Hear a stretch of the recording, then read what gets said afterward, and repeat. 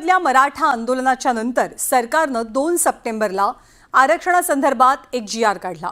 पण या GRच्या मुद्द्यावरनं राज्यातल्या ओबीसी वर्गात कमालीची नाराजी पसरली आहे, जी उघडपणे दिसूनही येते। याच नाराजीमधनं मंगळवारी छगन भुजबळांनी मुख्यमंत्र्यांना एक पत्र पाठवलंय, ज्यातून मराठा आरक्षण GRवर ताशेरे ओढले गेलेत।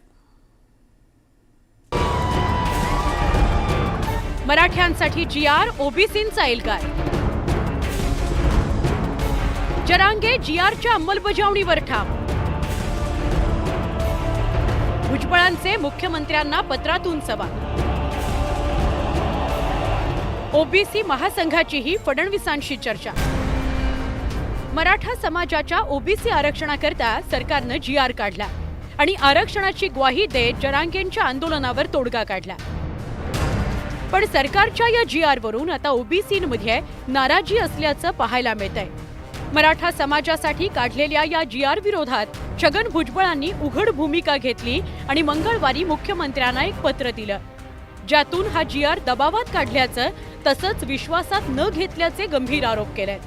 GR मागे घ्या किंवा त्यात बदल करा अशी मागणीही समता परिषदेच्या माध्यमातून मुख्यमंत्र्यांना दिलेल्या पत्रातून भुजबळांनी केली आहे।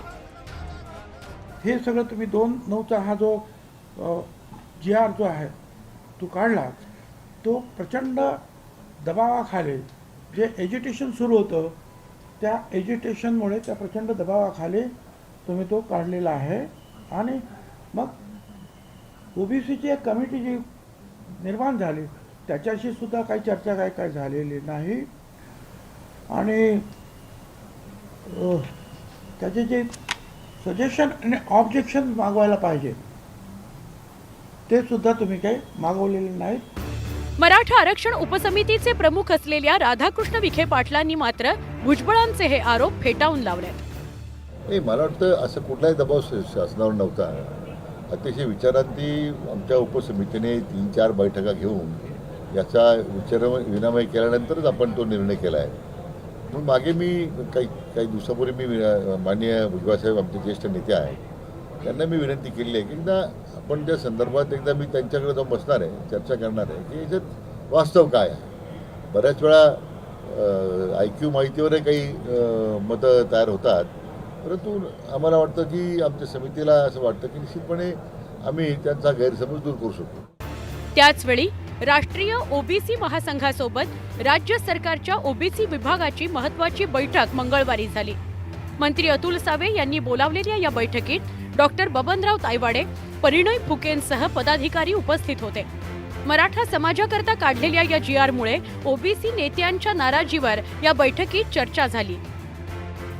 ओबीसी नेत्यांकडून मराठा आरक्षण GR रद्द करण्याची मागणी केली जात असतानाच तिकडे मनोज जरांगेंनी सरकारवर अंमलबजावणी करता दबाव वाढवलाय असं बघायला मिळतंय।